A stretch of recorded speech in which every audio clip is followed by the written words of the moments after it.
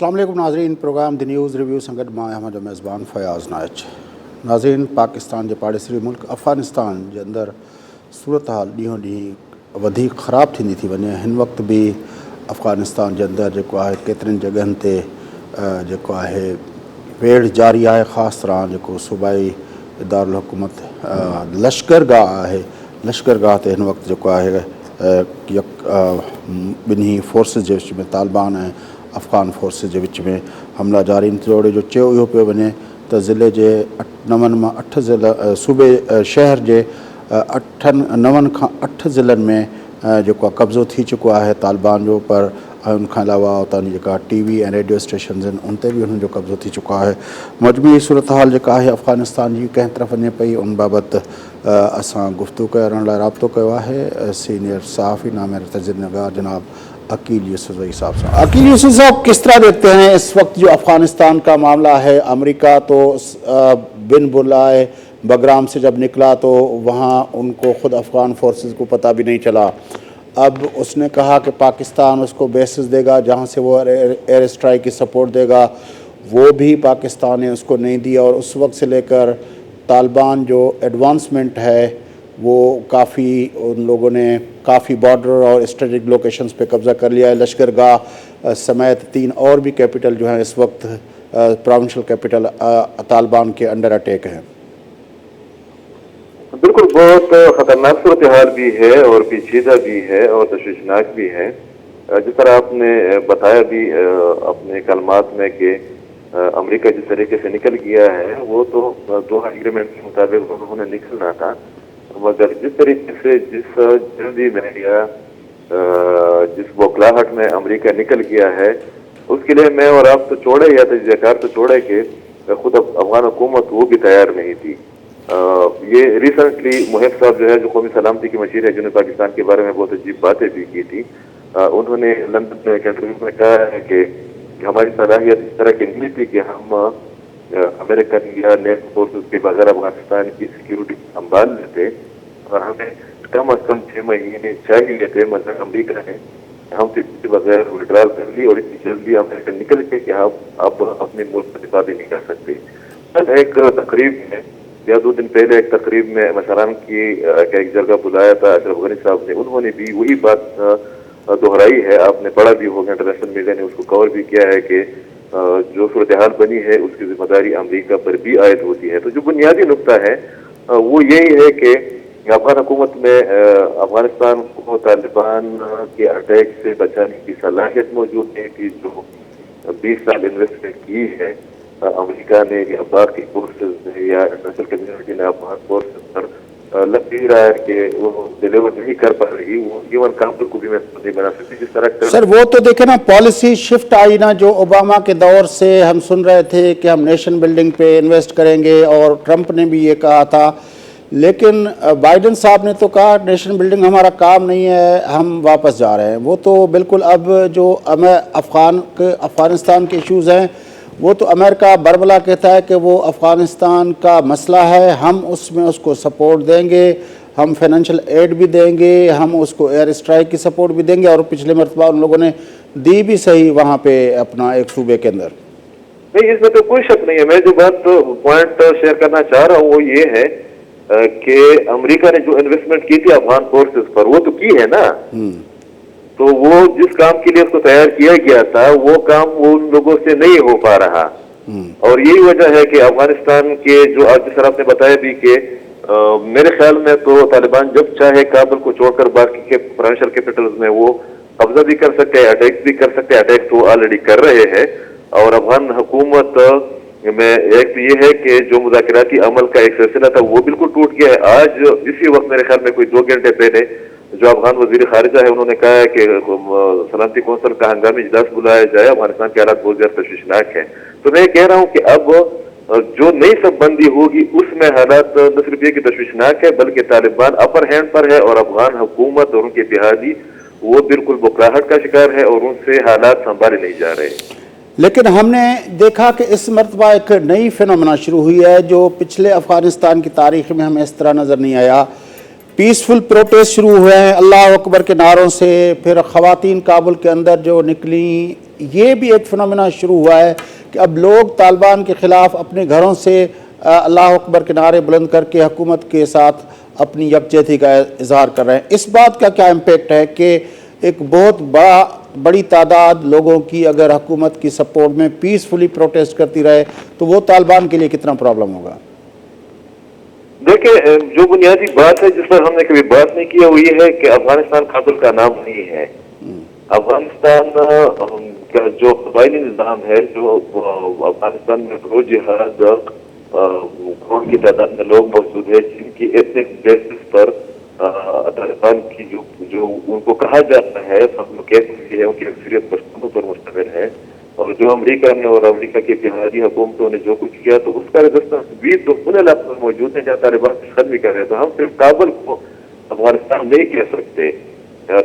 काबुल के अलावा भी बहुत बड़ा अफगानिस्तान है जहाँ पर तालिबान न सिर्फ ये कि वहाँ पर वो पेशकदमी कर रहे हैं बल्कि वहाँ पर उन लोगों ने अपना निज़ाम भी शुरू किया है। आप इससे अंदाजा लगाएं कि ताजिकिस्तान, ईरान और पाकिस्तान की बॉर्डर्स पर जो चेक पोस्ट वगैरह है, जो वहाँ पर कस्टम का सिस्टम है, वो लोग बाकायदा कोई 2 हफ्तों से उसको चला भी रहे हैं। तो वहाँ पर रेजिस्टेंस तो तालिबान के खिलाफ है या नहीं है, मगर ये है कि दूसरी जानिब जो अफगान पार्लियामेंटेरियंस हैं, जो पॉलिटिशियंस हैं, वो हुकूमत और अमेरिका को भी तनकीद का निशाना बनाए रहे। मेरे ख्याल में एतमाद दोनों पर है, हुकूमत पर भी है, इंटरनेशनल कम्युनिटी पर भी, आवाम का है। जैसे अल्लाह अकबर का स्लोगन लेकर लोग निकले हैं तो इनमें ज्यादा लोग तो गवर्नमेंट भी है और इंटरनेशनल कम्युनिटी के साथ काम भी करते हैं, आप उसमें भी हैं, एनजीओ के लोग भी हैं, जिस तरह पाकिस्तान में चंद लोग निकल आते हैं। मगर ये हकीकत है ना कि बाकी इलाकों में तालिबान को की सपोर्ट हासिल है बावजूद। लेकिन आप क्या समझते हैं कि जो हमने देखा है गुज़िश्ता 40 बरस से, जब से सोवियत फोर्सेस आई थी और ये जो अफ़गानिस्तान के अंदर ये सिलसिला शुरू हुआ है लड़ाई झगड़े का, फिर जब तालिबान आए थे 90 की दिहाई में तो उस वक्त भी उनको रेजिस्टेंस मिली थी। आपके ख्याल में इस मरतबा एक ट्रेंड आर्मी के बावजूद भी उस तरह की रेजिस्टेंस उनको क्यों नहीं मिल पा रही जिस तरह की मुजाहिदीन ने उनको दी थी अपना 90 की दिहाई में? बिल्कुल, देखिए डॉक्टर नजीबुल्लाह साहब की जो फौज थी उसकी तादाद भी 2 लाख थी। अब सवाल ये उठता है कि जब काबुल की फाल हुई है तो उसके बाद वो फौज कहाँ चली गई? जो हमने देखा खिलाफ तवक्को ये है कि रिवायती अंदाज में कबायली निज़ाम अंदाज में या तरीक़ाकार के मुताबिक एक आर्मी को खड़ा किया गया था। उस आर्मी में जो जदीद ट्रेनिंग की सहूलतें हैं या एक तरीक़ाकार है, एक मैकेनिज्म है, उसका हमें भुगतान नजर आ रहा है। और शायद इसी का नतीजा है कि बहुत से इलाकों में जहाँ से इंटरनेशनल मीडिया अलाउड नहीं है या अफगानिस्तान अपने मीडिया बुलंद होने की बराबर है, हमें वैसे भी तो तालिबान मीडिया कहा जाता है पाकिस्तान की मीडिया को, मगर हकीकत यह है कि बहुत से इलाकों में ये मुहिब साहब ने अपने इंटरव्यू में खुद कहा है कि हमारी फोर्सेज ने बहुत कम जंग लड़ी है। उन्होंने अपने इंटरव्यू में ऑन रिकॉर्ड कहा है, जो कौमी सलामती के उनके मशीर है जिन्होंने पाकिस्तान के बारे में बहुत सख्त बातें की थी और पिछले हफ्ते जब वो लंदन में थे तो उन्होंने अपने इंटरव्यू में खुद इकरार किया है कि हम एक तो इस किस्म की सूरत के तैयार नहीं थे और दूसरा ये है कि बहुत सी जगहों पर हमारी फौजियों ने या हमारी फोर्सेज ने उनको रास्ता दिया। इसका मतलब ये है कि वहाँ पर हुकूमती सतह पर बहुत ज्यादा फॉल्ट है और उसी का नतीजा है कि तालिबान पेशकदमी भी कर रहे हैं, हुकूमत भी परेशान है, अवाम भी परेशान है, इंटरनेशनल कम्युनिटी भी परेशान है। अच्छा, आपको लगता है कि इस मरतबा तालिबान की स्ट्रेटजी में भी थोड़ा फ़र्क है? अब वो जो पहले था कि सिर्फ पश्तून और सिर्फ जो है देवबंदी इस्लाम के दाई, अब वो शिया इस्माइलियों के साथ भी मकामी अलाइंसेस कर रहे हैं, वो ताजिक उज़्बेक के साथ भी मकामी अलाइंसेस कर रहे हैं। तो आपको लगता है कि इस मरतबा उनकी एडवांसमेंट, जो पीसफुल एडवांसमेंट का इतनी जगहों पे हुई है, उसकी एक वजह उनकी हिकमत अमली की तब्दीली भी है? ये बहुत अहम नुकता है। मेरे ख्याल में इस पर सोचने की ज़रूरत भी है और अफगानिस्तान की लीडरशिप को शायद के इस तब्दीली का एहसास भी नहीं है। देखिए 90 के तालिबान में और आज के तालिबान में हमें बहुत ज़्यादा फर्क नज़र आता है। 90 के तालिबान को सिर्फ पाकिस्तान, यूएई और चंद एक दो सऊदी अरब की हिमायत हासिल थी, वो भी खुलकर हासिल नहीं थी। अब हम देख रहे जिस तरह आपने इशारा भी किया कि ईरान में उनको जिस तरीके से प्रोटोकॉल दिया गया, ईरान में जिस तरीके से उनके साथ मीटिंग की गई, ताजिकिस्तान में जिस तरीके से की गई, जिस तरीके से चाइना में गुज़श्ता हफ्ते उनको वेलकम किया गया और वहाँ पर बाकायदा उन लोगों ने सफारती जो इशूज़ है उन पर चाइना के खदशात दूर करने की कोशिश की। रशिया के साथ उनके अपने राब्ते हैं। और एक और जो हमें अब के बार नजर आ रहा है वो ये है कि वो कह रहे हैं कि हम जो बेसिक ह्यूमन राइट्स है हम उनका तहफ़्फ़ुज़ भी करेंगे। किसी न किसी हद तक वो कर भी रहे हैं। एक मज़ाहिया फनकार को मारा गया, गुलाम मुजाहिद साहब ने बजाते खुद उस पर वजाहत भी पेश की कि इसकी मौत के साथ हमारा उस तरह ताल्लुक नहीं है जिस तरह मीडिया में उठाया जा रहा है। अब के बाद जो एक और नुक्ता या एक और पॉलिसी चेंज हमें नजर आती है वो ये है कि पिछले दौर में तालिबान एक ये कि इंटरनेशनली वो एंगेज नहीं थे, अब बिल्कुल एंगेज है तमाम ममालिक के साथ। तो पूरी दुनिया उनको इनडायरेक्टली मशरूत तौर पर सपोर्ट भी कर रही है। आपने इंग्लैंड का स्टेटमेंट देखा भी कि अगर वो इक़्तिदार में आते हैं तो उनके साथ हम ताल्लुक भी बनाएंगे और तरीक़ाकार भी आगे चलाएंगे। मगर ये जो इंटरनल इशू है उसमें सबसे बड़ा फर्क ये आया है कि इस वक्त जो शुमाली अफगानिस्तान के अंदर इन लोगों ने पॉलिसी शिफ्ट करके पश्तून बेल्ट की बजाय शुमाली अफगानिस्तान या नॉन पश्तून एरिया से अटैक शुरू किए और वहाँ पर कब्जे किए। उन तमाम जो जंगजू हैं उनके कमांडर्स हैं वो या उज़्बेक है या हज़ारा है या ताजिक है। इसका मतलब ये है कि इन लोगों ने बाकी लोगों को भी स्पेस दिया है ताकि वो एक उनके मुताबिक एक कौमी एक फोर्स के तौर पर तालिबान आगे आ जाए और उनको पॉलिटिकल हिमायत भी हासिल हो। शायद इसी का नतीजा है कि अब के बार हमें सिर्फ पश्तून नजर नहीं आ रहे और अब के बार हमें जंग की शिद्दत पश्तून इलाकों में भी बहुत कम नजर आती है। हम होस्ट की मिसाल ले सकते हैं, पक्तिया की ले सकते हैं, जलालाबाद की या नंगरहार की मिसाल ले सकते हैं कि खानदार को छोड़कर बाकी किसी भी पश्तून इलाके में उस तरह की जंग या मुजाहिमत नहीं है जिस तरह की पिछली बार हमें देखने को मिली। अच्छा अकील यूसुफ साहब, दो चीज़ें, एक आइन ज़ाहिर है 20 साल से तकरीबन ऑलमोस्ट ये जो है ये सिलसिला चला है जब से 9/11 के बाद तालिबान छोड़ के गए थे तो उसके बाद, और उसमें जो है वो औरतें, उनकी तालीम, उनका काम करना, उनकी आज़ादियाँ, जब तालिबान कह रहे हैं कि वो इंसानी हुकूक का ख्याल करेंगे तो इन 18-20 सालों के अंदर जो, बल्कि 20 सालों के अंदर जो औरत को आज़ादी अफ़गान सोसाइटी के अंदर ख़ास तौर पर प्रोविंशियल और जो अपना हमारे नेशनल कैपिटल है उनका काबुल और बाकी प्रोविंशियल कैपिटल्स के अंदर जो उसको मिली है, वो काम करने जाती है, वो टीवी पे आती है, वो अपना टीचिंग करती है, वो ऑफिस में काम करती है। तालिबान इस मामले को किस तरह एड्रेस करेंगे और फिर किस तरह बाकी दुनिया को उस पर सहमत करेंगे कि वो औरतों के हुकूक का तहफ़्फ़ुज़ करेंगे?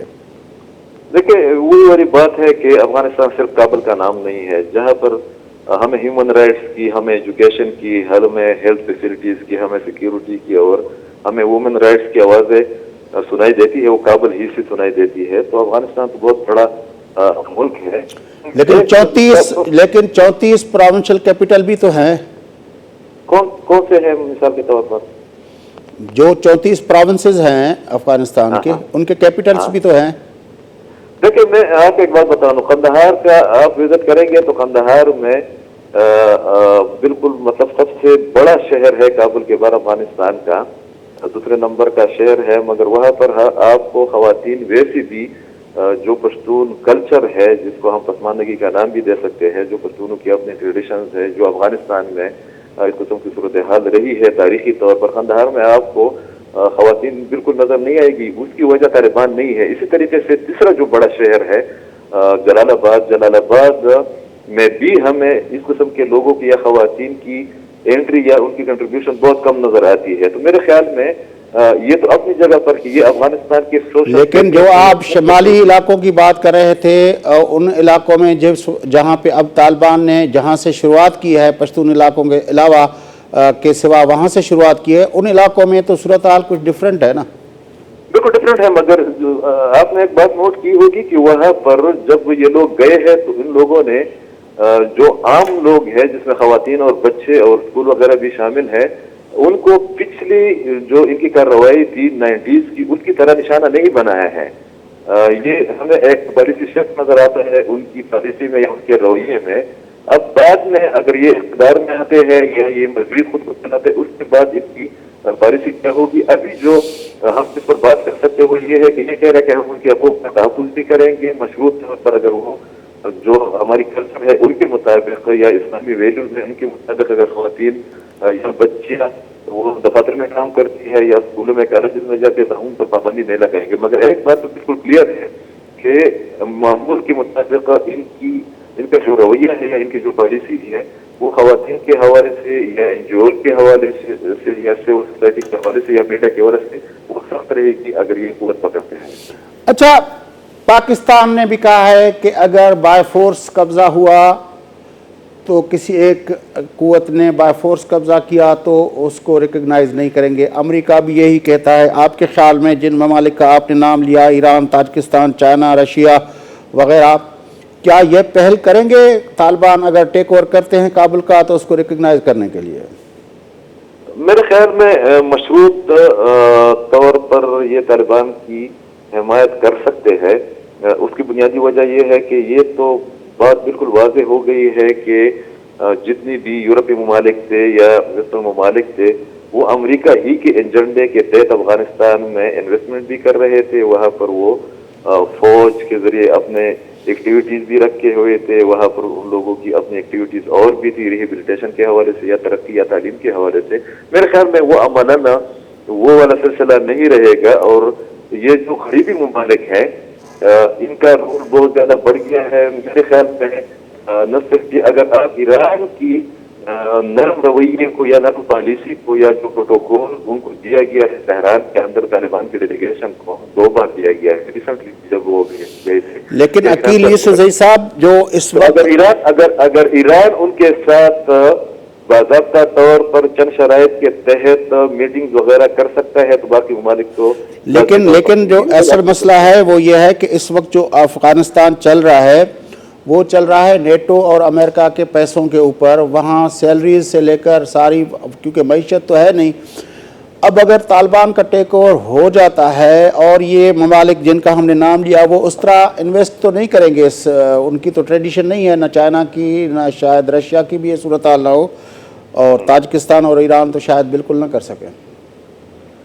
بالکل میرے خیال میں ایک نئی سب بندی ہوگی. وہ یہ تو قبل از وقت ہے کہ ان کے ساتھ انٹرنیشنل کمیونٹی کی شرائط کیا ہوتی ہے.